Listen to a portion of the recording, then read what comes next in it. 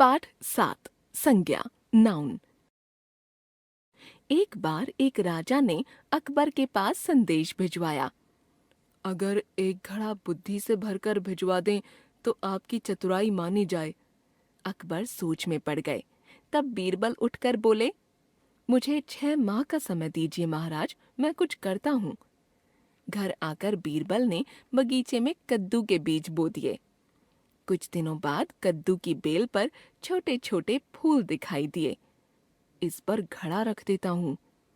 Bell में लगा कद्दू बढ़ते बढ़ते घड़े में फंस गया। बीरबल घड़ा लेकर दरबार में पहुंचे। लीजिए महाराज, इस घड़े को बिना तोड़े इसमें से बुद्धि निकाल लीजिए। उपर्युक्त चित्रकथा में आए रंगीन शब्दों पर ध्यान दीजिए। व्यक्तियों के नाम राजा, अकबर, बीरबल, महाराज। स्थानों के नाम घर, बगीचा, दरबार। वस्तुओं के नाम कद्दू, बीज, बेल, फूल, घड़ा। भावों के नाम बुद्धि, चतुराई, सोच। ये सभी शब्द किसी न किसी के नाम हैं। इन्हीं नामों को व्याकरण की भाषा में संज्ञा कहते हैं। किसी वस्तु, प्राणी, व्यक्ति, अवस्था, गुण या भाव के नाम का बोध कराने वाले शब्दों को संज्ञा कहा जाता है। संज्ञा के भेद। संज्ञा के 3 भेद हैं। संज्ञा 1 व्यक्तिवाचक संज्ञा, 2 जातिवाचक संज्ञा, 3 भाववाचक संज्ञा। व्यक्तिवाचक संज्ञा जिस संज्ञा शब्द से किसी विशेष व्यक्ति, स्थान या वस्तु का बोध होता है उसे व्यक्तिवाचक संज्ञा कहते हैं। जैसे अकबर, बीरबल, आयुष, राकेश, अजीत, नेहा, आगरा, रामायण, महाभारत आदि। जातिवाचक संज्ञा जिस संज्ञा शब्द से एक प्रकार की समस्त वस्तुओं और प्राणियों का बोध होता है उन्हें जातिवाचक संज्ञा कहते हैं। कुछ संज्ञा शब्द किसी एक जाति के संपूर्ण प्राणियों, वस्तुओं या स्थानों का बोध कराते हैं। जैसे राजा, कद्दू, बगीचा, घर, नदी, पर्वत, गांव, फल, फूल, देश, विद्यालय, तालाब आदि। जातिवाचक संज्ञा के भी 2 भेद माने जाते हैं। द्रव्यवाचक संज्ञा, समूहवाचक संज्ञा। द्रव्यवाचक संज्ञा जिस संज्ञा शब्द से नाप तौल वाली वस्तु का बोध होता है उसे द्रव्यवाचक संज्ञा कहते हैं। जैसे चांदी, पानी, तेल, दूध, सोना आदि। समूहवाचक संज्ञा जिस संज्ञा शब्द से समूह, गिरोह, झुंड या दल का बोध हो उसे समूहवाचक संज्ञा कहते हैं। जैसे सभा, सेना, कक्ष, परिवार, कक्षा, पार्टी, पुलिस, भीड़ आदि। भाववाचक संज्ञा जिस संज्ञा शब्द से किसी पदार्थ या प्राणी के गुण, दोष, धर्म, दशा, भाव आदि का बोध होता है उसे भाववाचक संज्ञा कहते हैं।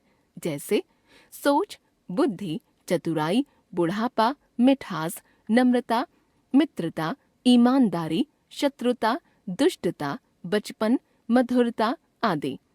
भाववाचक संज्ञाओं की विशेषताएं। जातिवाचक तथा व्यक्तिवाचक संज्ञाओं को देखा जा सकता है परंतु भाववाचक संज्ञाओं को नहीं। विभिन्न प्रकार के शब्दों से भी भाववाचक संज्ञाएं बनाई जा सकती हैं। भाववाचक संज्ञाओं को हम केवल अनुभव कर सकते हैं। ये अगणनीय होती हैं और इनका प्रयोग सदैव एक वचन में होता है। भाववाचक संज्ञाएं मुख्यतः 2 प्रकार की होती हैं। कुछ संज्ञाएं मूल रूप से भाववाचक होती हैं, जैसे दया, क्षमा, प्रेम, दुख, क्रोध आदि। कुछ भाववाचक संज्ञाएं अन्य शब्दों से बनाई जाती हैं, जिनका वर्णन निम्नलिखित है। भाववाचक संज्ञाओं की रचना जातिवाचक संज्ञा से, सर्वनाम से, विशेषण से, क्रिया से, अव्यय से। जातिवाचक संज्ञाओं से भाववाचक संज्ञा बनाना। जातिवाचक, भाववाचक। मनुष्य, मनुष्यता। शिशु, शैशव। बूढ़ा, बुढ़ापा। नेता, नेतृत्व। इंसान, इंसानियत। देव, देवत्व। राष्ट्र, राष्ट्रीयता, तप तपस्वी, मित्र मित्रता, बच्चा बचपन, गुरु गुरुता, शिक्षक शिक्षा, विद्वान विद्वता, मूर्ख मूर्खता, मजदूर मजदूरी, युवा यौवन।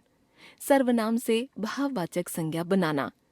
सर्वनाम भाववाचक, निज निजत्व अथवा निजता, अपना अपनापन, सर्व सर्वस्व, पराया परायापन, आप आपा, मम ममता अथवा ममत्व, अहम अहंकार, स्व स्वत्व। विशेषण से भाववाचक संज्ञा बनाना। विशेषण भाववाचक, बुरा बुराई, अच्छा अच्छाई, आलसी आलस्य, मीठा मिठाई, ऊंचा ऊंचाई, कायर कायरता, निपुण निपुणता, नीला नीलिमा, गहरा गहराई, भला भलाई, प्यासा प्यास, खट्टा खटास, हरा हरियाली, सुंदर सुंदरता, वीर वीरता, मधुर मधुरता, भूखा भूख, सफेद सफेदी। क्रिया से भाववाचक संज्ञा बनाना।